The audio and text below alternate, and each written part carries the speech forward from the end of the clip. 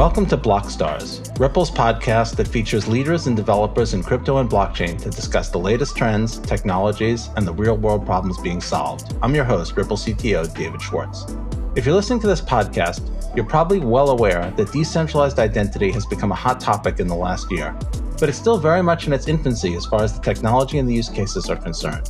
We've barely scratched the surface of what's possible, and developers and builders around the world are exploring what's possible with DID. Today, I'm sitting down with a few experts in the space to demystify decentralized identity, unpack the technology, and better understand its uses for developers, end users, and businesses. We have a number of outstanding guests on the podcast today, and I'm super excited to talk to Julian Lightloff, co-founder of Fractal.ID, Julian Verhel de Dios, co-founder and CTO of Heirloom, Aaron Slope, co-founder at the And Company, and Anchal Malhotra, head of RippleX research at Ripple. Welcome to Blockstars. It's great to have you all here. Great, thanks. Great to be here. Yeah, thanks for having us, David. All right, let's start with the background of our guests. I guess I'll start with Julian Lightloff. You want to tell us a little bit about how you got into Web3 and DID? Yeah, sure. Quite some time ago in 2017, a good friend of mine, Bruce Pond from Ocean Protocol, introduced me actually quite a bit earlier. Those guys have been building what could arguably be one of the first NFTs on back in the day on the Bitcoin stack. So that was quite exciting. And it took me a while to see the potential. So I wrapped up my first company, which my co-founder is still leading today, and took a look around what's going on. And I started my career in finance, looking at what the technology enables, and bringing open source into finance was something that just resonated from the start. Julian Verhel de Dios, how did you get into Web3 and decentralized identity? I got my start in Web3 before it was Web3. It was back in 2014 when it was still just called crypto. I was the first engineer at a company called Gem, working on hierarchical deterministic wallets and multi-sig, allowing large enterprises to use a secure wallet to interact with their customers. And that's also where I got my first taste of decentralized identity. We pivoted into enterprise blockchain, and we were working on prototypes for securely sharing medical records access using the Ethereum blockchain. Then I ducked out during the ICO mania of 2017. Things got a little too crazy for me. I ended up founding a company in real estate, so completely unrelated to crypto. But then when it was time to move on from that company, I had seen that since 2017, there had been a lot of progress, specifically on the data models and the protocols for self-sovereign identity. And I just saw it as an opportunity to jump back in. So that's why we started Heirloom last year, in 2022. Aaron, how did you get into Web3 and decentralized identity? Yeah, I actually remember probably in 2014, a friend of mine was working at the Fed. And this wasn't actually what got me into it, but was working at the Fed at the time. And he sends me this white paper from this company called Ripple. And I was like, I don't know, anything about this, but like, I'll check into it. And, I've been paying some attention to Bitcoin and the things that were going on. And I thought the protocol was really interesting on the XRP ledger and some of the things being worked on there. And then just, Ripple as a vocal leader in the community. And so that was interesting at the time, but I kind of set it aside. And we started really working on this problem of identity. Identity is individual, and that's what we talk about a lot at our company. And so we think that leads to this sort of inevitable future where people will own their identities. And we're not talking about, obviously, laminated pieces of paper issued by a government, but that's what a lot of regular people think of if they're not in the space when you talk about identity. But we're really talking about who you are, who you want to become, your preferences, your relationships, your ability to connect with the world. And that's really the core of what we think about when we think of identity. So, we naturally saw blockchains and DID, NFTs in some cases as great technologies to really allow people to own their identities and to do that in a way where a company doesn't own that or you're not proxying it to someone else. Anchal, I know you're designing the XLS40 spec for a new native DID method on the XRP ledger. Can you tell us a little bit more about that? Absolutely, yeah. Creating a native DID method on the XRP ledger, it's a very, very exciting initiative. The idea is to enable XRP ledger users to create decentralized identifier and manage their identity in a standardized and interoperable way. So the XLS40 spec or DID proposal, well, first of all, it doesn't introduce a new identity standard. but rather it builds upon the World Wide Web Consortium, aka W3C's DIDs and verifiable credential standards that are gaining quite some traction in the blockchain space. And I know some of you are also working on that. At a technical level in this design, well, the XRP Ledger account has a unique implicit DID associated with it. And this DID can be used to create a minimal DID document that contains public keys associated with users' identities. These DID documents and this DID identifier can be used by the users both for on and off ledger use cases to prove the authenticity of users' identity in the form of credentials that are known as verifiable credentials to gain access to various services across different platforms. I'd like to highlight a couple of key points about the high level design. That is, the security and privacy are prioritized in the design, which ensures that users do not store any sensitive information on the ledger. And interoperability and portability is also another key factor that we have taken into consideration so that it can integrate seamlessly with other DID systems. So let's back up for people who may not know exactly what we're talking about. A DID, or decentralized identity, is a standard for a decentralized self-sovereign identifier that can be stored on-chain in a crypto wallet or blockchain containing metadata that links to personal information, which is stored off-chain. They provide a secure, decentralized way for individuals and institutions to verify their identities and ownership of assets. Anshul, can you tell us a little bit about the impetus behind DIDs? What's spurring the movement? What blockchains support it? Sure. So I think the concept of decentralized identity came about as a response to the limitations and challenges of traditional centralized identity systems. And we're talking about those systems that have their fair share of problems like data breaches, lack of user control, and the need for multiple and repeated identity verifications across various platforms. DIDs aim to give individuals more power over their identities, enhanced privacy, and enable seamless interactions between different services. Now, what's driving the DID movement? Well, first off, there is this growing recognition of the importance of user centric identity solutions and the need for enhanced privacy. People are becoming increasingly aware of the value of their personal data, and they want to be the ones calling the shots. DID protocols that leverage blockchain technology addresses these concerns by letting individuals store their identity information locally or in a decentralized manner, giving them the control that they are craving for. Another driving force is the need for interoperability and portability. Well, traditional identity systems are a bit of a mess when it comes to data portability. They often lack standardization and make portability a real headache. But DID protocols are changing the game. This means your identity becomes portable when they are built on open standards and leverage the power of blockchain tech. So you talk about end users a lot. Are the primary use cases, at least for now, between end users or end user to business to business, enterprise already, or maybe in the future? So we've actually seen all combinations of those, David. At Heirloom, we've been focused mostly on higher ed, but it's been broadening out to a bunch of different use cases as well. And even within higher ed, we've seen user to user, so like an individual holding a credential that represents either their degree or something that they've achieved. We've seen a higher, the institutions themselves holding their own accreditations of like, I am a valid institution that exists in the United States, and I have the accreditation to confer a degree on somebody. And then you even have weird cases where you might have like objects owning things, like the authenticity of a pair of sneakers is another weird one that we've seen before. Of like the sneakers themselves have a DID and then they hold a credential. So we've seen like all kinds of weird permutations of this stuff. And that's what's actually really cool about the protocols and the data models is that they're pretty flexible and can represent a whole bunch of different trust relationships very flexibly. So I know DID is linked to compliance use cases, things like I don't want to receive money from a terrorist. I don't want to owe money to terrorists. I don't want to interact with people who are sanctioned. I have KYC AML requirements.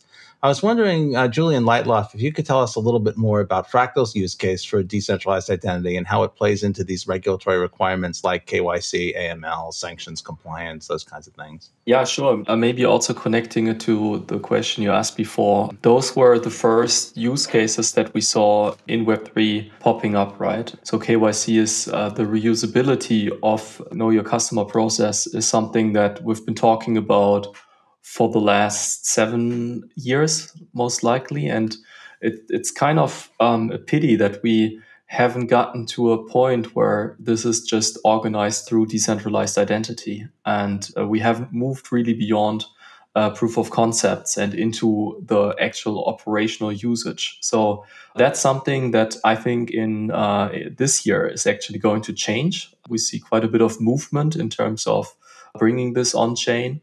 When we're talking specifically about the application of DIDs for compliance, there is still some way to go if we actually consider everything that needs to be considered here, because we're also talking about data privacy, right? Anshal was already mentioning that. How do we make sure that it's available, interoperable, but I also have a certain discoverability to signal to adapt, hey, I'm actually already identified, because there are so many ways that what people consider to be a decentralized identity, talking about soulbound tokens, NFTs, registries, some solve that through Web2 APIs and call it decentralized identity. And what we're trying to do is to actually bridge all of that. So we're not necessarily only focused on KYC, but on identity as a whole. So basically to make sure that someone is a unique human being and has certain characteristics. Julian Verhelder Dios, Heirloom just recently came out of stealth and is exploring the use of DID in a totally different industry, primarily education. How could DID be used in that kind of space? Yeah, so what's been fun about having higher ed as a testbed is that it's kind of a microcosm of the broader world, and that it presents a whole bunch of use cases that are that can generalize out to other industries. So just starting with the degree, that's an obvious use case of a VC. The issuer is the university. The subject is the student. But in working with our first customer, which is the University of Southern California here in LA, we've uncovered a bunch of different groups inside of the university that have found utilities in DIDs and VCs that can generalize outside of higher ed. A couple of examples are there's some prestigious student-run clubs on campus. The one example is there's a rocketry club that's on campus that a lot of recruiters, when they're trying to hire aeronautical engineers, they will specifically ask, "Oh, if you came from USC, were you part of that club?" And so, what a lot of these clubs have signaled to us is they want to be able to, for their members to be able to prove that they were actually part of the club, without having to have them in the loop to prove that they were selected for this, that they achieved what was required to be part of the club.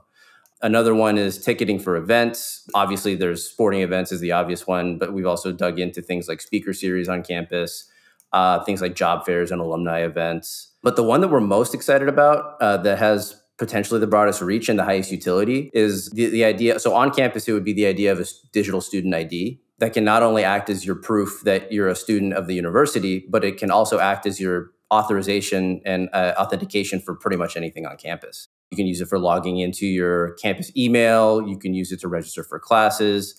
You can use it to debit meals from your meal plan at Commons. And then you can go all the way up to physical access to buildings. And then the last thing I'll say on this is that the data models are flexible enough that you can actually repurpose VC, like the VCs that I've already mentioned, into other interesting use cases. So going back to the club example, let's say one of these clubs wants to launch a Discord and welcome all alumni to connect with each other, either for job opportunities or business opportunities or whatever they might want to talk about.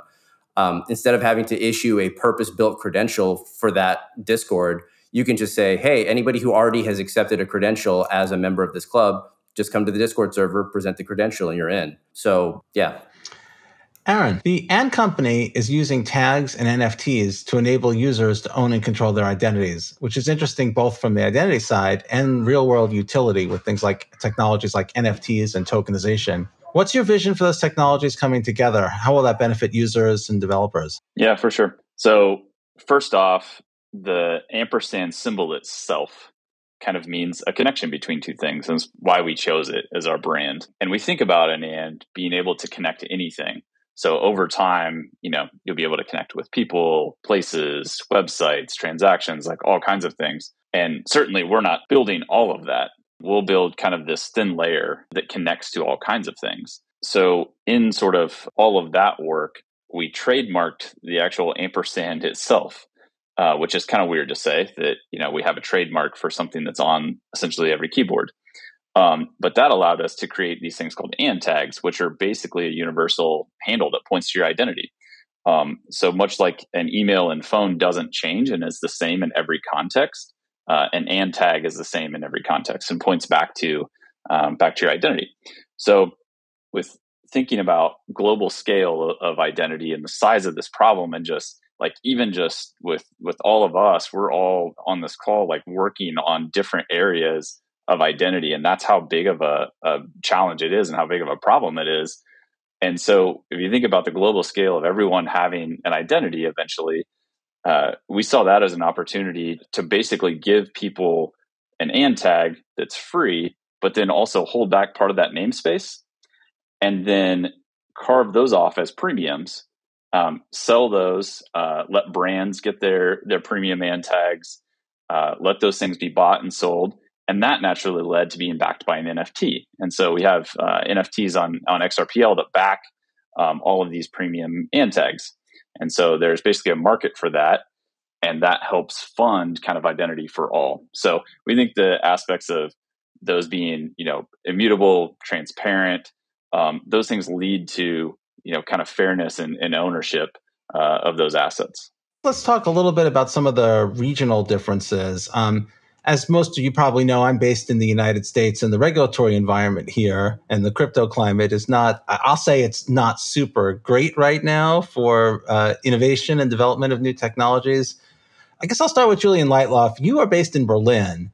You want to speak about how the crypto climate is and the Web3 landscape there? What do the regulations look like? What does adoption look like? Yeah, sure. I don't think it was a coincidence that, for example, the Ethereum network was started in Berlin, but it wasn't necessarily started by Germans, right? And this is what kind of resembles the ecosystem here.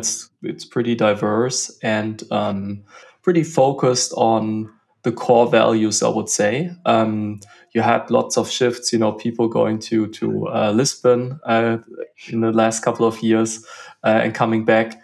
But what I really like here is that no one kind of sees themselves as like the regional ecosystem. It's like an ecosystem made for collaboration, and this might even have political and historical reasons, right? Being kind of like an enclave back in the days where actual cryptography was super important. I think that the ecosystem is actually better in terms of policies when it comes to us here having the chance to test and try out some things. And the regulator has been quite nuanced so far. However, there are some specific use cases that are not so great here. So, for example, we do not offer our identification services for German companies because of a very specific regulation. So we serve everyone in the world but Germany, basically, which is kind of sad, but it is the way it is. Yeah, there's definitely some of those ironies. Julian Verhel de Dios and Aaron, you're both based in the United States as I am. You're approaching decentralized identity from very different angles and markets. So what are you guys seeing around adoption, developer use, regulation, gaps, opportunities, anything like that? Yeah, so I think about it a lot as like looking back at trends and things that have happened over time. And I talk to a lot of people about Gartner's technology hype cycle and how, you get this huge like wave of excitement and stuff about a new technology whenever it comes out. And then lots of people rush in, and inevitably you have the scammers and the people that are going to do like unsavory things.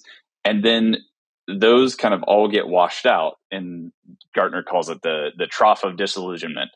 Right. And so it feels like we're sort of in that moment when all the scammy things are getting washed out, and we're starting to see the real like value and the real use cases in this new technology. And that's what's exciting to me. That's what I feel like kind of the moment that we're in the US to regulatory, standpoint. So, I think we'll start to see a lot more of the long-term value in the same way that we saw these trends in, Webvan being $1 billion company that went public and didn't really have a business model that was going to work, and things like that in the early 2000s or late 90s. Yeah, to piggyback on what Aaron was talking about, we're in that trough right now, and I think the main opportunities that I see are just finding. There's three things. There's finding the utility that real normal people are going to find in these technologies, fixing the UX, and then shoring up the developer tooling. So on the utility side, I've definitely seen that there's been up to this point, specifically in SSI and the community, the SSI community, there's been a lot of focus on the data models and the protocols, but everyone seems to be kind of shying away from trying these things in the real world. I don't know what it is, but especially in the people that work specifically in the standards, they kind of looked a little surprised when they hear that people are built using real software that uses these technologies, which is wild to me. But people don't really care about the details of that stuff in their day to day. They just want software that makes some part of their life easier. People don't buy identity, quote unquote. Maybe companies do on the IAM and identity and access manager side of things, but for the most part, normal people buy ease of use entertainment. On the UX side, this current iteration of wallets and the UX that they bring along is just way too high friction for your average user to even want to try it, right? Even the word wallet is a little problematic and not a great metaphor for what all these things do and how they work together.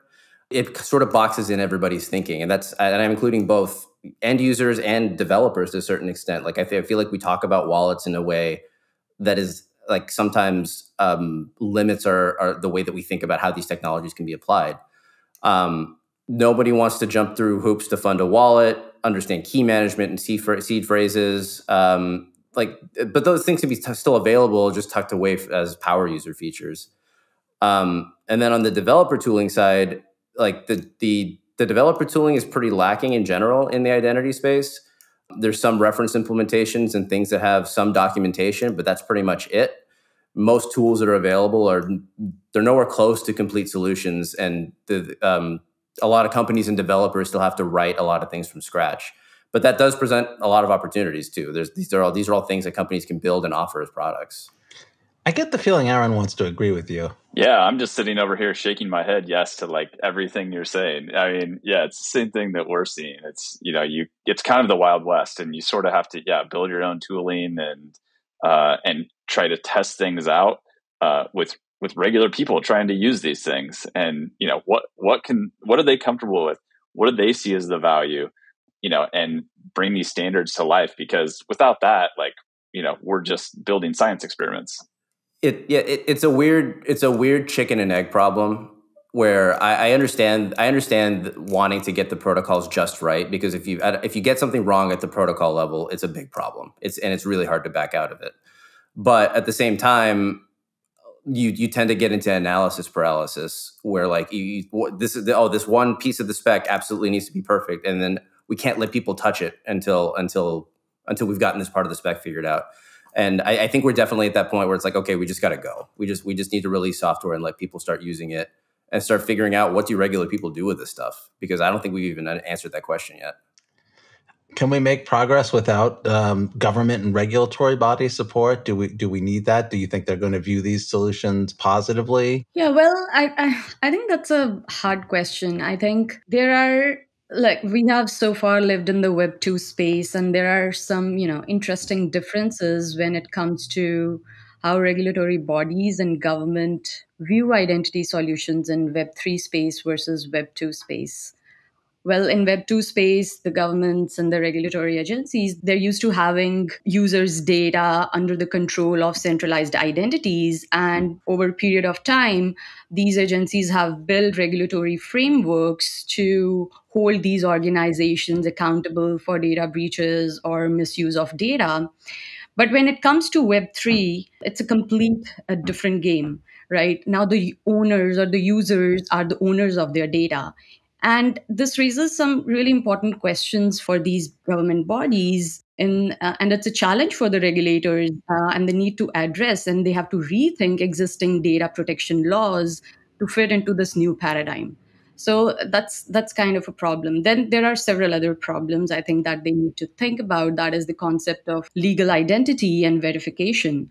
In Web3 space, pseudonymity or self-sovereign identities, they don't really fit into these traditional legal frameworks. So that's where they have to do the rethinking of how to align their identity verification and authentication processes that also conform to the decentralization models. And others have alluded to compliance is another issue, I think. Things like AML and KYC, they are important, right? They are important for regulatory bodies to prevent illicit activities.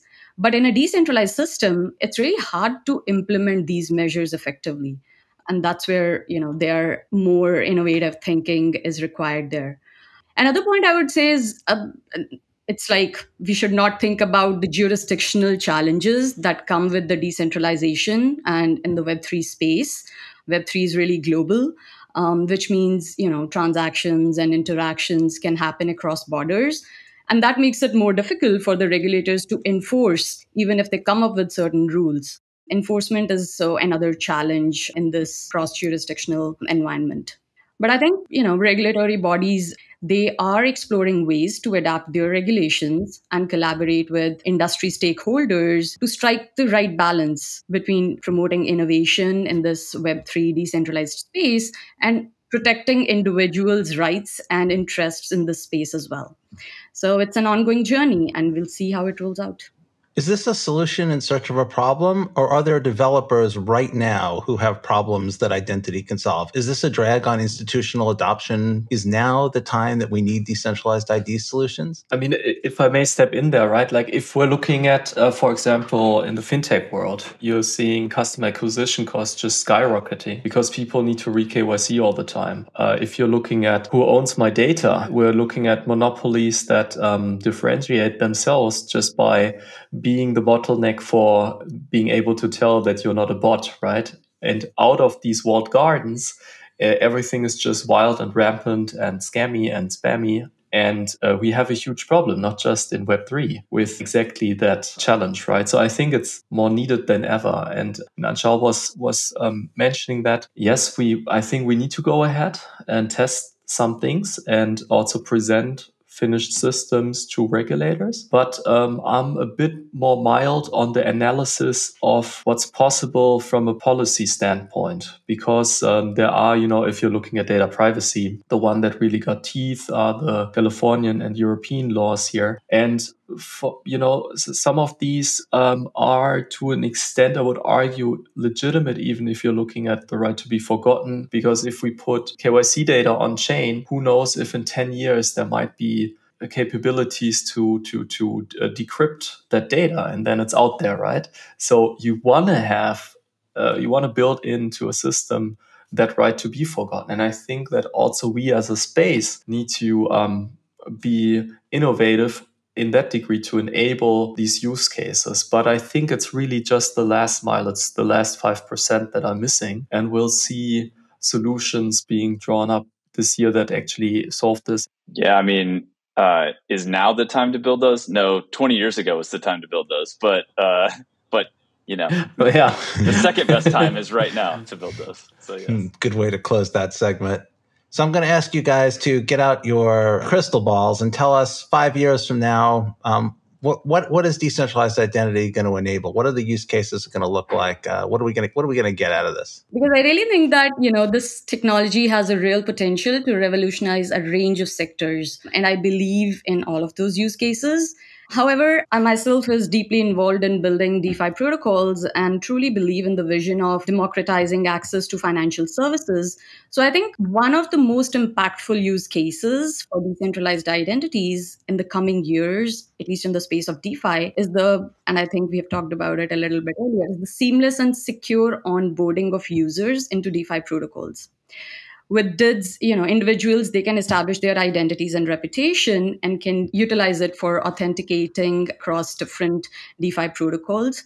And as Julian also alluded to, it eliminates the need for repetitive KYC processes and provides a much, much better user experience. I'm also excited about DIDs enabling the creation of, personalized financial products and services that are tailored to individual users' needs and risk profiles. For instance, automated lending, decentralized insurance, and personalized investment strategies. I think that this level of customization and flexibility, it has a huge potential to transform the traditional financial systems. Listeners can't see our guest, but there's some vigorous agreeing going on here. Julian Lightloff, you want to go next? Yeah, sure.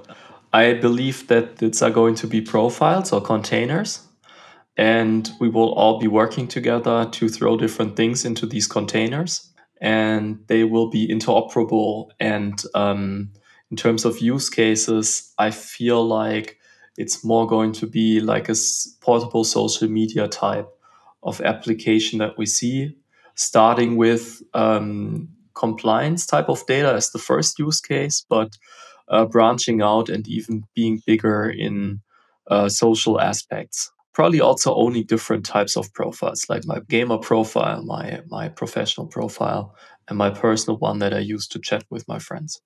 Yeah, I want to double click on Julian's last point about chatting with your friends. I think that's going to be the surprise. I think that's going to be the surprise use case that's going to come out of all of this, is like using DIDs as your trust anchor for being able to know who you're talking to, and then just expanding that into all communication. So being able to talk, simple use cases like we already know about, like being able to text with your friend. I think that's going to be all DID and VC driven at some point, all the way to like communications that you receive from corporations. So like, how do you know you're specifically getting an email that's an offer from Apple or from Google? I think that's going to be an interesting world where you just have instant verification and an easier way to be able to trust the communications that you're receiving. Yeah, for sure. Authenticity is a huge factor in all of this, and something that's like sorely missing today. And we're seeing that like come out in all of these weird ways online, the fact that like that's missing. And then increasingly, like the more networked we all get and the more technology comes into the real world, into every place that we physically go and the vehicles we're riding in and everything else, the more that has an impact. So yeah, totally agree. I think we're going to see it 5 years out, probably in all kinds of things in daily life. I mean, everything from walking into a coffee shop and then knowing who you are, being able to like put things on your tab and walk out, to like Anshul mentioned pseudonymous identity. So I think that's going to be really important in kind of like underlaying, Web3 and even more kind of Web2 interactions in a way that is more privacy focused. So you can go to a site and maybe they know your shoe size or whatever it is based on what the site is doing, but they don't need to track you all over the internet and increasingly into the real world to like make that possible. You can just transact in that way and be pseudonymous and that all just works. So I think that, and I think we'll see some interesting things in like interoperability and just how like all of these like various aspects of identity connect to each other. Because there's no way like anyone can build everything. So it's like, how are these things going to work together so that this is all like smooth and seamless? Because those are the things that are going to win out. I think, as Julian pointed out earlier, it's that experience for people that's really going to like win the day. Maybe a little off the topic of decentralized identity, but everybody's been talking about generative AI and the impact that it may have on, well, everything. Any comments? How do you know what you're looking at really came from a specific news institution or from a specific person? I honestly think that DIDs and VCs and like everything that we're building right now is going to be like one of the most important things that's going to act as a counterbalance to like how do we deal with generative AI and like and what it's going to bring to the web in the next 5, 10, 15 years. Yeah, I think that's definitely in the hype cycle right now. What do you think? It's it's one of those things that like it's going to change a whole lot of things. I don't think we fully understand the impact, but yeah, to Julian's point, like the authenticity piece of it and being able to know like this really came from this person or this organization, like that's going to become increasingly important as the ability to fake something gets better, almost by the day. I'd like to thank all 4 of my guests, something I've never done before: Julian Verheldt Dios, Aaron Slope, Julian Lightloff, and my Ripple colleague, Anshul Malhotra. And thanks to all of you for joining us today. It was a pleasure hosting you on Ripple's podcast, Blockstars. Thank you for tuning in. If you have any questions, you can reach out to me on Twitter at Joel Katz, JoelKatz. And remember to follow at RippleXDev, RippleXDev on Twitter to keep up with the latest industry news, technical updates, and cool new developer projects in the community. See you around the blockchain.